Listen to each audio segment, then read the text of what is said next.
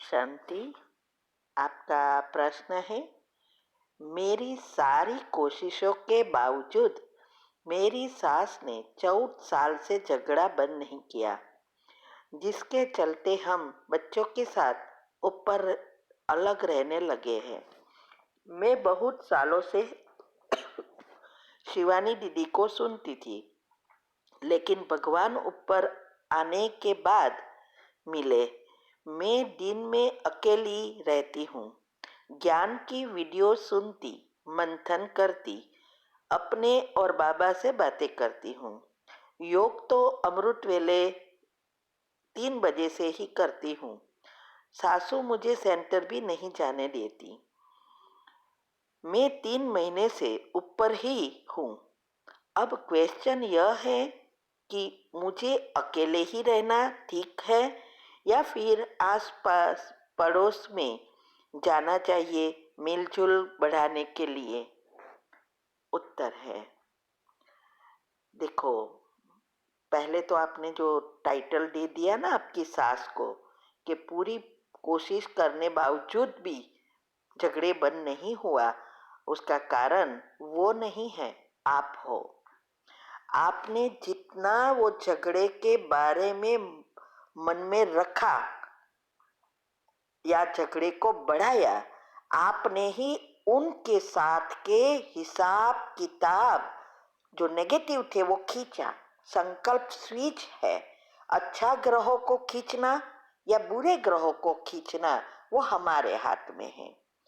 तो पहले तो आपको विधि अपनाना है, आपकी अवस्था बनानी है और फिर उसको रोज सकाश देनी है। जो अभी वेबिनार चल रहा है फ्राइडे को, उसमें इसके ऊपर ही है, संबंधों में मधुरता लाने और बिजनेस या जॉब में प्रगति करने क्या करना है, उसकी विधि हम साइंटिफिक रीति से समझा रहे हैं। तो वो अटेंड करो। अभी ये इसके बारे में ये लास्ट होगा, बाद में दूसरा बच्चों के बारे में चलेगा। तो ये अटेंड करो।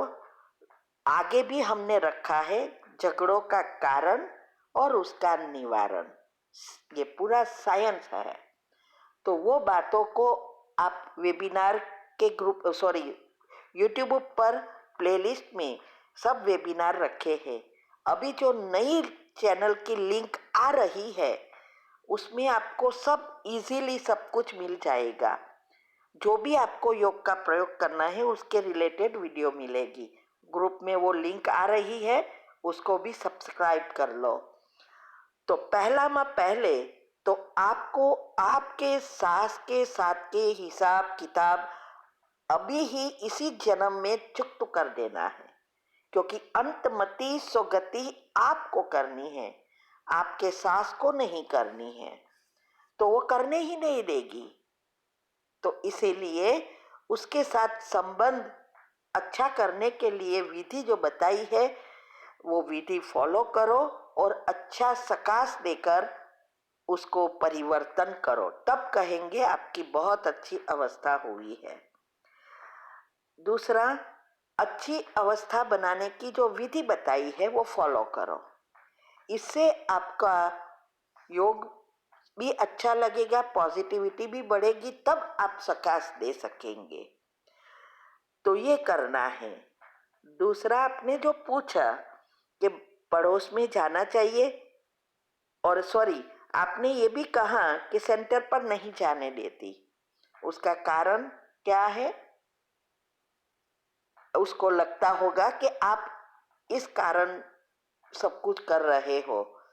तो ये सकाश में ये ऐड करना है। उसमें बताया है कि लिस्ट बनाओ, उसमें आपको ऐड करना है।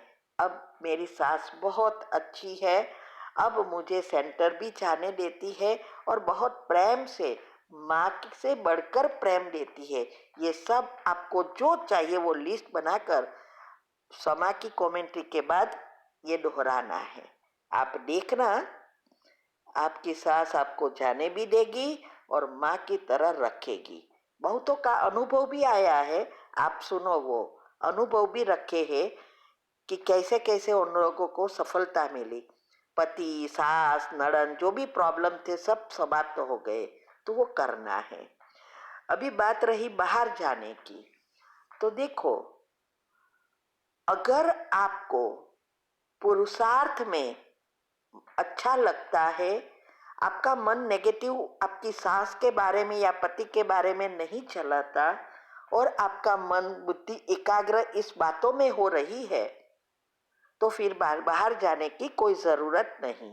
पहले अवस्था बनाओ, बाद में बाजू वाले के पास जाकर हमें ज्ञान समझाने के लिए जाना है। तो पहले खुद को तैयार करो। वही तो, अगर आपको कोई नेगेटिव बातें में इंटरेस्ट नहीं है, नहीं आता, तो ये तो बहुत अच्छा है, आप घर में अकेली रह सकते हैं। हम भी नहीं जाते, हम तो हमें कोई प्रॉब्लम नहीं है, लेकिन हम घर के बाहर भी नहीं निकलते क्योंकि हमें ऐसी कोई चीज नहीं है जो हमें खींचती है, और ना हम हमारे लिस्ट में बोर होना है, ना मूड ऑफ होना है। इतनी दिनचर्या मनचर्या एक्यूरेट हो गई है, 1 मिनट भी मुझे समय नहीं मिलता। तो इसके लिए अच्छी अवस्था के लिए 18 वीडियो तीव्र पुरुषार्थ ग्रुप में भी आती है। उसमें सारी धारणाएं कैसे युक्ति युक्त करनी है और कौन सी बात में जल्दबाजी नहीं करनी है, सारी बातें मैंने बताई है। जो हमने गृहस्थ में रह के यहाँ तक पहुंचे, तो सब मैंने रखा है, वो करो। तो आपको चेक करना है कि आपकी अवस्था कैसी है, और अगर आपको रियल में आगे बढ़ना है तो ये 8 ग्रुप का करना शुरू कर दो। और YouTube पर मैंने सारे राज रखे हैं, जितना वो सुनेंगे साथ में पेन पेपर रखो और वो लिखो, उसमें पॉइंट लिखो जो आपको जीवन में धारण करना है, या अच्छे अच्छे पॉइंट है जिस पर आप और मंथन कर सकेंगे। तब आपकी बुद्धि शुद्ध पवित्र बन जाएगी और उच्च पद के लायक बन जाएगा, और आपके कोई भी चीज फिर देखते हुए नहीं देखना, सुनते हुए नहीं सुनना, ये अवस्था बनेगी। फिर आपकी सास बोले या आपका पति बोले, कोई असर नहीं होगी। ये अवस्था है। और कोई भी बात हो, फुल स्टॉप लगाकर छोटी बनाना, नहीं कि बड़ी बनाना। आप ये वेबिनार सुनना और अटेंड करना, इसकी लिंक भी ग्रुप में आएगी। ठीक है, तो अपने आप को चेक करो। बहुत अच्छा टाइम आपको मिला है अकेले में रहने का। ओम शांति। आपका प्रश्न है, मेरा एग्जाम हुआ है, वो अच्छे नहीं गया, रिजल्ट नवंबर में आना है, उसमें पास होना चाहते हैं। उत्तर है, अभी ही मैंने 2-3 वीडियो रखी है, आप स्टूडेंट के ग्रुप में जाएंगे तो वहाँ भी आपको मिलेगी कि क्या सोचना है। ऐसा ही 2-3 का हुआ था। किसी ने नेट की एग्ज़ाम दी थी, किसी ने बोर्ड की एग्ज़ाम दी थी, और वो पास हो गए। पेपर अच्छे नहीं गए थे, क्योंकि आपके पास अभी भी समय है नवंबर में। तो अभी से ही उसकी विधि जो मैंने बताई है योग के प्रयोग की, और सबकॉन्शियस माइंड के 10 नियम अनुसार आप करोगे तो आप पास हो जाओगे।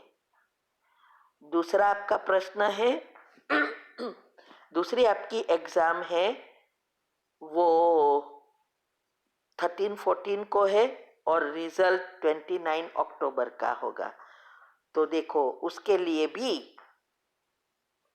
जो एग्जाम के लिए जो विधि मैंने बताई है स्टूडेंटों को, वो आप चेक करो।